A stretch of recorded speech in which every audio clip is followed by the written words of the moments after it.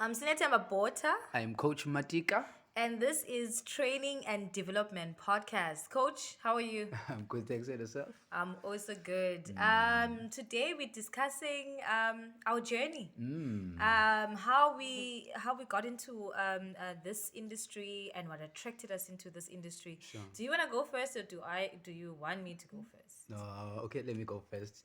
There's no But ladies first on this one. no, I can go first, or we can Yeah. just bounce. Yeah. No, go ahead. Okay, Go cool. ahead. You go first. Yeah. So for me, my journey started in 2012 with the Africa Tikkun.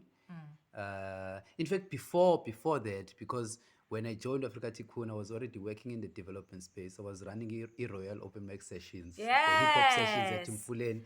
So it was earlier, in 2010, in fact. In 2010, when myself, Lusana Mbane, Mandla Kanglabe, and other Prolificus guys, so we had a company called the Prolificus. So our goal was to promote arts at Mfuleni. So it was 2010. So I've got 12 years in this 12 years. yeah, 12 years in this industry. So it started way back. So back in the days, we used to run hip hop events. We were promoting arts Mfuleni. Shout out to Bongani Titana. He's the person that introduced the drama in Mfuleni. So those are the guys that we partnered with. Khanyisa Magwaqaza, Mbazo Mbane. There's the crew that we I started remember with. some of those crew members. Yeah, Yeah, Oganzito, Oganzito, yeah. Oganzito. So we started together back in the days. So yeah, I was promoting arts. Arts. Yeah. So it started with arts for you. Yes, with And arts. then Yeah. and then from there, Yeah. what happened? 2020, 2010, 2012. Yeah, back in the at that time, like I was not self-aware, so it was just a passion and all of that. So working with those guys, we had our fair share of challenges Yeah. as young people who are energetic but not knowing exactly what is it that we were doing. And if I reflect in terms of like how I was, there were if I were to go back, there was a lot that I would change in terms of like how I showed up as a person, so yeah. And then from there, due to issues, yeah, I branched out and then I started my own thing. And then I started hosting open mic sessions. So I was the first person in Fulani to host hip hop open mic sessions. And you threw it down. Threw You it threw it yeah, down hard. I yeah. remember those real And open then mic and then sessions. from there, and then I decided, you know what, I need to structure now. I need to learn, because I had no background. I had no mentor back in the day. So I decided. And you're also from a cast. Ekas. I was coming from Ekas. I was young, man. Yeah. So I decided, you know what, let me go and join an organization that can give me structure. So I went and joined an organization called Africa Tikkun. It still exists at Mfuleni. I went there and then I worked for that organization for a year as a dance intern, working with kids, facilitating I dance know a still lot of within. people are not imagining you dancing, That's, but yeah, but that's their business. I can do my thing if you give me a chance. Hello. Exactly. So I can do it. So I did that. So it was a life skills and dance. So we're using Yeah. dance to teach you life skills. And then that's when things started, taking shape for me, because Africa Tikkun took us to Educo Africa for a PDL, Personal Development Leadership course. That's when like I broke loose. That's when like I had a clear vision of what is it that I wanted to do within this space. And then after that, I worked for Africa Chicken for months, and then after that I resigned, and then I went and joined Educo Africa. They had a program called Osiyambela Pambili. It was kind of like a catchment program for young people that just got back from their wilderness programs. Yeah, yeah. Because you go to those mountains and then you come back motivated, knowing exactly what is that you want to do. But when you come back to the the society, society, yeah. you want to be integrated. Then we were doing this. So I was part of the leadership team. And then through that program, I met a lady called Belinda. She was facilitating an emerging leaders course within the program. And then I connected with her, and then I shared my story, and then she loved my story. And then she organized a gig for me, Yeah. my first speaking gig. I went and spoke with his staff, Yeah. Saba Sanlam. I went to Sanlam and spoke with their team, just to motivate them. I shared my story, and then that's when I was introduced now to the motivational speaking part. Hang on, before you get to that, I remember you were at one point in a UCO. I think, yeah, I saw you in some pamphlet there. So your story, your journey, Yeah. became one of the highlights even there as part of that leadership voice. I was very active, man. I was Yeah. doing a lot of things, but now I'm doing few. I don't do a lot now. Yeah. Back in the days, was very energetic, and I didn't know. I wanted to do different things because I was coming from a rough past. I won't get into that now. So You met to Belinda, Belinda, and and then she organized a gig for me to go and speak with the team at Sanlam. That was my first gig. Spoke, I got paid. I was like, okay, all right, there's money in this thing. And then from there, I started being obsessed with the personal development. Started going online, looking at this thing called motivational speaking. I came across with that. how much did you make, if I may ask? It was 15 minutes. I made 2.5. Yo! 2,500 for 15 minutes just selling 15 minutes. 15 minutes, 2.5. I was like, oh my goodness. Your first gig My ever? first gig, yeah, sharing my. It was not even structured. Like, Yeah. I was like, okay. And No then- experience. No at the experience. time. Yeah, that's when I realized, okay, oh, there's this thing called motivational speaking, and then I started digging and I started doing my research. I came across Utata Billy Selekane, Mr. Billy Selekane from Tembisa Joburg. And then I started following him, and later on, life happened, and then I ended up meeting him. Got the privilege through a mentorship program called Lavolution that was headed by Dr. Tunzelana. She organized for us to meet myself and Lucia to go and meet with Tatu Selekane. He coached us, and he really opened our minds in terms of like how Yeah. this business works. And then from there, and then I started doing my own seminars at Mfuleni, hosting seminars because I didn't want to rely on bookings. Yeah. Started doing my own seminars with other guys. Started bringing other guys that had that I found inspirational to come and share the stage with me. In Mfuleni. Mfuleni, uSiyavuya Mlungu, Zuko Vanyaza, Bonga Nqobane, Bheki Kunene. And people traveled to People those traveled seminars, and eh? came, and then we were Yeah. again. We didn't know we didn't have a clear understanding of what we were doing, but we knew that something has to be done. We have to motivate.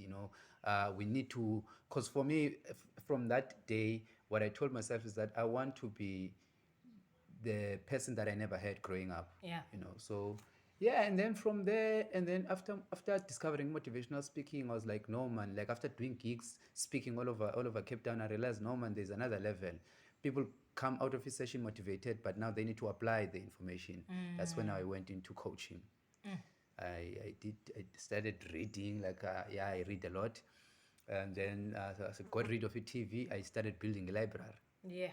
Yeah, and then from there I went, and then I did my training with Action Factory, got accredited as an NLP practitioner using NLP techniques. So I coached using NLP techniques, and then I started working, and then joined Activate Leadership. Yes, I was like, when are you saying that joined one? Yeah, I remember. Activate Leadership, and then I got connected with other young people who are making a difference all over South Africa. You see, Africa. this thing started expanding. Met Menzi from Mhlabya Lingana, it's very far from Cape Town. Today we're doing a business with Men's around the farming space, and it was because of Activate. And then from there, through Activate, Spelele, current CEO, together with Ulezarin Mashaba, they recommended me to an organization called Project Playground. They were looking for a program manager. I went there, did my interview, met with a lady that changed my life, Frida Festerberg, the founder of the organization. After doing the interview, she felt like I had the capacity to be a center operations manager. Yes. I went there for a programs manager role. And then after that, I got an opportunity to run the entire center, managing. I was responsible for 410 kids. I think my team had 25 people that I was leading. I ran that for 5 years, and then COVID happened. Then COVID, now I decided, you know what, it's time for me to leave and do my own thing. Because while I was running the center, I was also building my training and development business. I had clients, Life Choices, like Crystal House, Sanlam, Western Cape Government. I did a lot, and then from there I decided, no, now it's time for me to fly solo. And here we are now doing this podcast, like now staying in a farm, trying to incorporate farming with the work that we are doing. So in a nutshell, that's yeah. In a I nutshell, know yeah. our journey, is kind of like similar. So when how did you get involved and stuff? I'm a bit modest. You like to be modest about your journey. I shared everything. Now please don't be modest because people are I listening. People want to be won't. motivated. You're Yeah. putting me on the Okay. spot. Cool. Let's go. All right. So my journey. Thank you again for sharing your story. It's I'm just reminiscing on the days now when you mentioned some stuff because somewhere somehow as you are saying, it's similar. There's a connection there as well. So from now, I started back in, yeah, I think I got introduced to this work when I was young, when I was in high school. And the very same organization, Africa Tikkun, was running a life skills program in my school. And I was in grade 10, if I was not in grade 11. So I was quite involved in school in things like the quizzes. I remember we had a Cape August thing at one point with schools in the Western Cape. So I was quite an involved person at school. um, and I had a dream of creating my, like my own spelling competition in my school. How old were you back in the day? I finished matric at 17, so I think I was like 15, So 16 at the 2016. time. That's when you got introduced. Yeah, Yeah. at 15, 16, that's where I got introduced. And Yolanda, who's my cousin, was also part of the program, the life skills program. So back then, Africa Tikkun operated in schools and they have different programs for different areas, and Tina, we were the life skills Kwalanga. And we would go to the nearest primary school and teach, kids these topics like prejudice and, all of these words and break them down and explain what they mean, things like discrimination. And I think that's where me standing in front of a group started, Okay. besides in class and doing orals, in terms of education and teaching. But at the time, I didn't know, but I was more passionate about books, reading, poetry at the time. And then I left school after matric. I left school, didn't know what I was going to do. Life happened, and then there was a gap year. And then I found myself in Fulani. Then, boom, this organization up in my face. I was taking a walk. It's the very same Africa Tikkun 3 years later. And then I was like, something in me was like, get in and see if you remember someone. And I didn't know what was happening there because it was such a huge center. And back in the days, they were in schools. I didn't even know where the offices are. But now there's Nancy Africa Tikkun. And then I went in. Then I met Uputlizo, who was the program manager at the time. I think he was the child and youth care manager at the time. I recognized him and I went, he was the GM now. He was the general manager or center operations manager. And I just saw him on LinkedIn. He's the regional manager. Exactly, so you shout see out to Mr. growth. Matinga. Yeah, shout out to Mr. Lizo Madinga. yeah. So I saw him and we had a conversation. I was like, do you remember me? I was that girl, Elanga High. And he came once or twice. So and there were so many schools, but he remembered me. Yeah. And I was like, what are you guys up to here now? Can I be involved? Can I be part of this? I can volunteer. I'm currently not doing anything and I need something to do. And he was like, for sure, come in on Monday. Do you remember Uspokazi, Mbalo, Koyana now? One of the coolest people. One I've of ever the met. coolest Yeah, people, she's one of the really coolest ladies ever. And I remembered her and oh, that dog. Those were my facilitators when I was still in school. And I remembered them and I was like, there's people that I know. And then I was excited. I got in, I was there. And then I was, I went in as an assistant librarian, but not formally, as a volunteer. So I was like the third person in the room. Yeah, so on the upcoming episodes, I would like for us to talk about volunteering. Yes. Yeah, do like a specific conversation, have a specific conversation about volunteering because I feel like young people are missing out. I'm missing sure. out. This thing of young people being unemployed, just sitting at home waiting for things to happen. Yeah. Like I would love for us to have a conversation around volunteering because it was the volunteering that brought you here. Exactly, So, it yeah, was the volunteering yeah. that brought me here. That is so correct, and I don't take that for granted. So volunteering got me into the industry. I would say through that opportunity of, and again, it was the relationship that I had from school. And then, a few days later, it worked for me. And I volunteered for a year. Wow. I got Without getting introduced paid without getting for a paid year, full for year. a year. And luckily for me, I stayed in Fulani, so there wasn't transport costs and all of those things. I wasn't really frustrated about it. I needed something to do, Sure.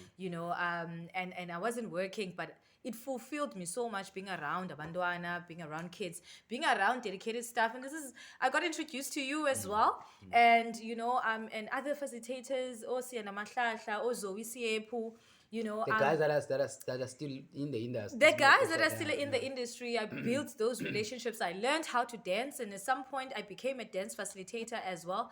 When they gave me the internship, and then after a year, and then I got the internship, and I became a dance facilitator. And I was like, dancing is not my thing, but then I learned, how to be a facilitator as a whole, not just sitting in the library, and so I got out of my comfort zone.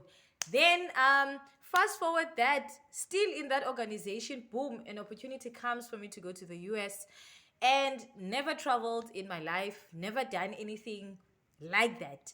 And it's a summer camp opportunity, and Usis Pogazi was the one who pushed me, to go for it. I was skeptical, I was scared, like anyone, there's an opportunity for you to go to overseas to do what, and Because you're still trying to find yourself within Africa Tikkun. And now, boom, an Exactly. opportunity for you to go to this massive. from volunteering, just just being an intern, and then in boom. less than 3 months, Yeah. there's this opportunity Wow. that comes in. And I was like, why me? Yeah, Out of everybody, why me? And Mrs. Pokazi pushed me. She made sure that I drafted that CV. I sent that CV to Uputo Zindlazi, who's from Sidala Sifunda. Amazing guy as well. So I think just pause. Yeah.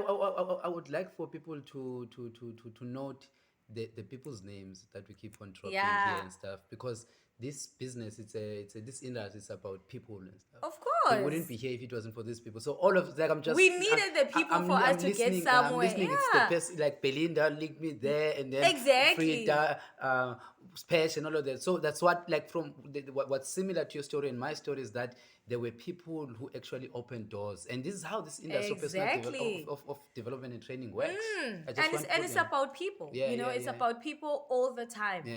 And then from there, I took a chance on myself. I needed to discover more about myself. I mean, if I became a dance facilitator, what else couldn't I be? What else couldn't I do? And at that point, I started a creative writing program within the organization that was non-funded by the That became organization. a hit. Hello. It became a hit. Yeah, it became a hit. And just I had so much drive at the time. I wanted to do something. I wanted to bring change in some point. I put myself aside most of the times, and the kids first. And with the older group of the kids that the organization had, there was something needed. I saw that there was something that was missing, and then I introduced the creative writing. And I remember there was an arts lady as well who was using the same room, and we had to alternate. And the support that I got from the organization was amazing. It was non-funded, but then it worked. We invited parents. We did our first show. We took Abantwana to a Baxter. And with the help of also of other facilitators that were also doing arts, it worked so well. Then boom, I had to leave.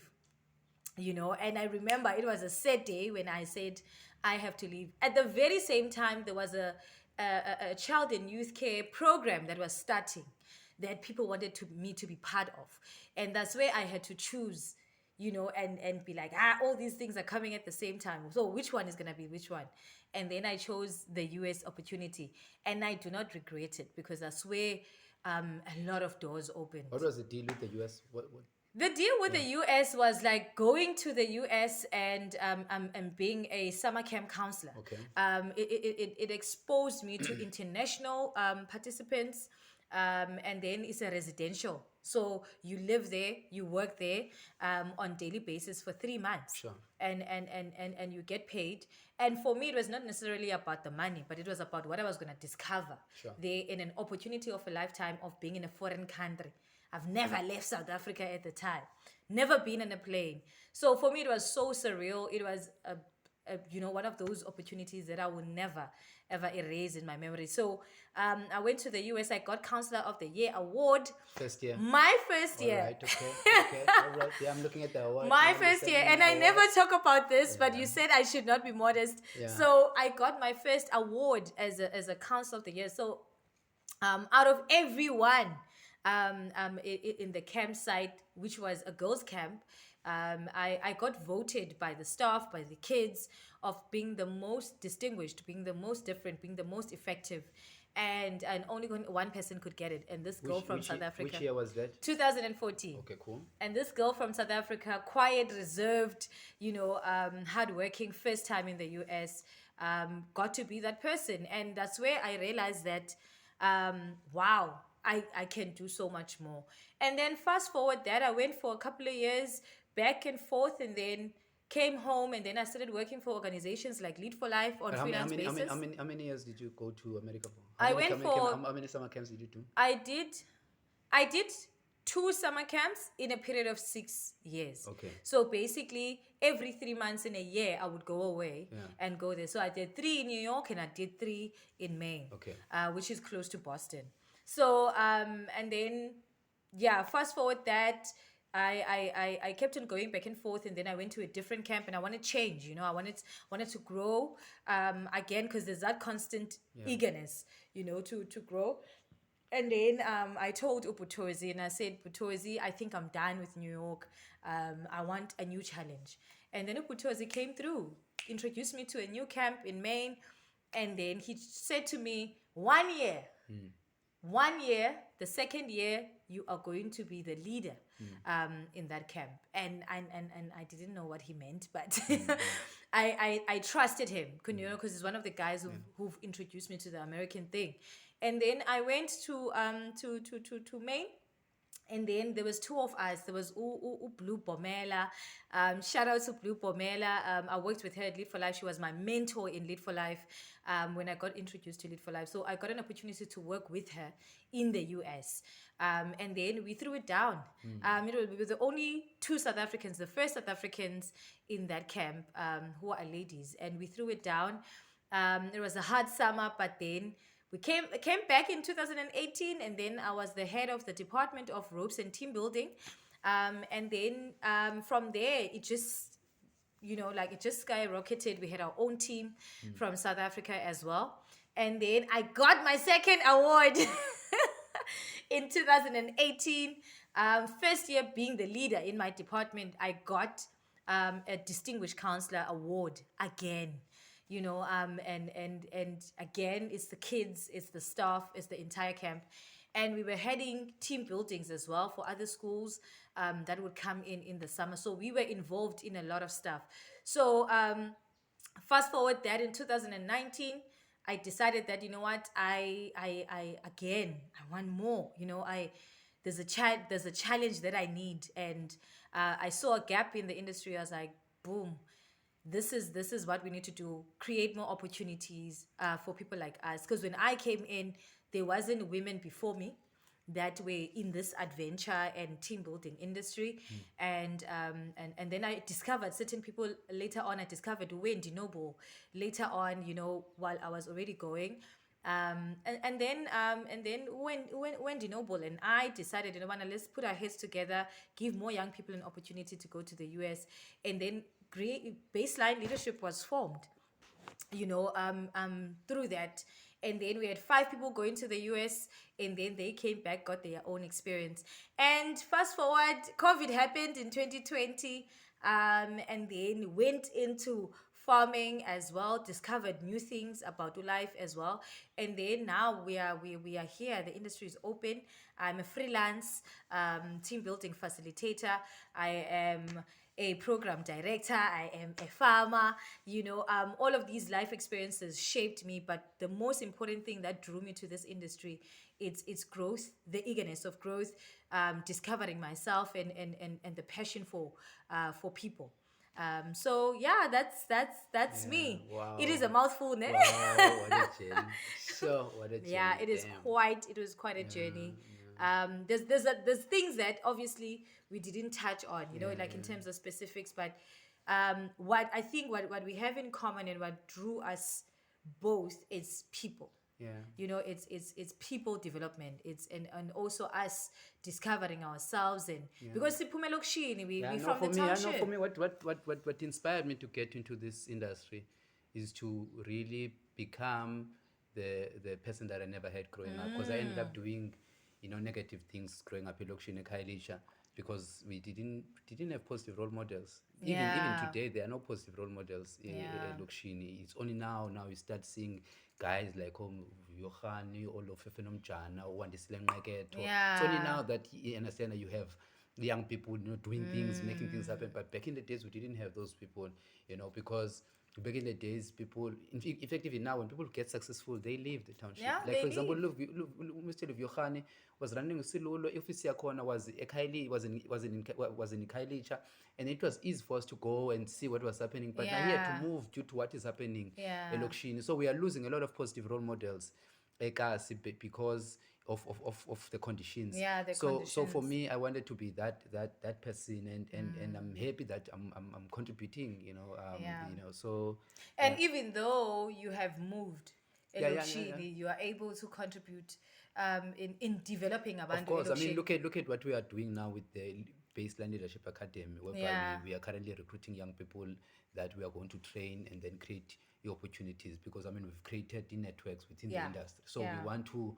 And these people are coming from Elokshini, and most of them, we looked at the CVs. Most of them are young, Yeah. like fresh blood, young blood. Yes. So it's exciting, So doing those things and also mentoring some young people, via Yes. Zoom, personal development class. So I'm still, even though I'm no longer there, Yeah. but I'm still contributing. So for me, that's what drove me into. Yeah. And then what fascinated me the most when I was in the space was the personal development and stuff. Because I think that because when you And develop a band, you are forced now to grow yourself. yes, and some of these concepts is some of these concepts are that they're so foreign, like to abantu baselokishini, in a sense of a concept, but it's a daily life. And for me, that's what I've discovered that I was in the industry, that actually this, personal development is an everyday thing. Discovering yourself, seeking for knowledge, it's an everyday thing. But because of we've always seen, as Bausi Chobana, we didn't have other people who are going to say, listen, here is personal development, here's this. But then we had to take a step forward first. Then there were people that we met in the industry that kind of like helped us knock on certain doors and open certain doors for us. So for me, that's what also inspires me is being, like what you said, being that person that we never had, that I never had. And this concept of development not being a foreign thing for abantu baselokishini, because it affects us all, and it grows us all at the end of the day. Yeah, and things like life coaching as well. That's the concept that I just recently discovered. Like in these recent years, I never knew that it existed. So you can imagine that how many things that we never knew existed, before we became part of this industry. Yeah. I hope that whoever's listening, you've learned a lot about our journeys.